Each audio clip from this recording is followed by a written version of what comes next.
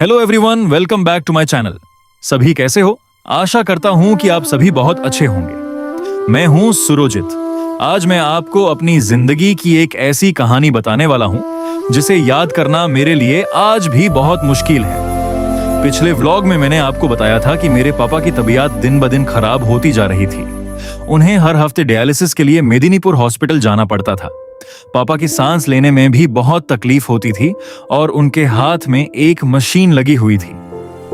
पहले पापा हमारी बाइक से हॉस्पिटल जाते थे, लेकिन एक दिन उनकी तबीयत इतनी ज्यादा खराब हो गई कि वो बाइक तक नहीं चला पाए। उसके बाद एक गाड़ी किराए पर ली गई और पापा और माँ उसी गाड़ी से हॉस्पिटल गए। उस दिन सब कुछ ठीक था, लेकिन अगले दिन सुबह मेरी जिंदगी में वो हुआ जिसे मैं आज तक भूल नहीं पाया। मैं सुबह सो रहा था।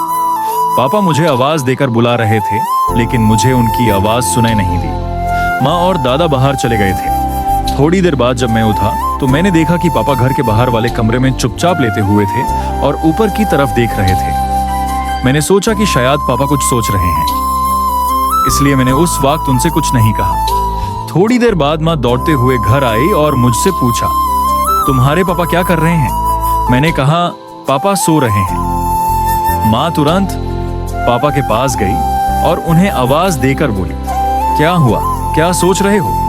लेकिन पापा ने कोई जवाब नहीं दिया। तब मुझे लगा कि कुछ बहुत गलत हो गया है। मैं तुरंत दादा और घर के सभी लोगों को बुलाने के लिए दौड़ गया। थोड़ी देर में गांव के बहुत सारे लोग घर पर आ गए। सभी बहुत परेशान थे। कुछ देर बाद डॉक्टर आए और उन्होंने बताया कि मेरे पापा अब इस दुनिया में नहीं रहे। माँ ये बात सुनकर खुद को संभल नहीं पाई और मैं तब सिर्फ क्लास 6 में पढ़ता था। मैं इतना छोटा था कि मुझे ये भी समझ नहीं आ रहा था कि पापा अब कभी वापस नहीं आएंगे।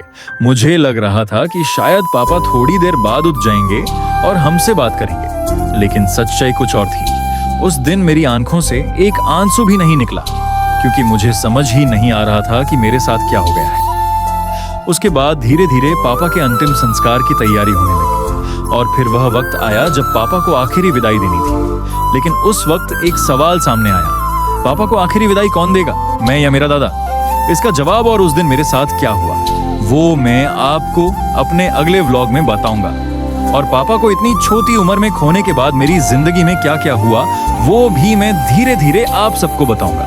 बस आपसे एक छोटी सी रिक्वेस्ट है, अगर आपको मेरी ये कहानी अच्छी लगे तो प्लीज मेरे वीडियो को थोड़ा सपोर्ट कीजिए। वीडियो को ज्यादा से ज्यादा लोगों तक पहुंचाइए और मेरे इस छोटे से चैनल को अपने पैरों पर खड़ा होने में मदद कीजिए। चैनल को सब्सक्राइब करके मेरे साथ बने रहिए। कल फिर मिलेंगे एक नए व्लॉग में। तब तक के लिए अपना ख्याल रखिए। Thank you so much.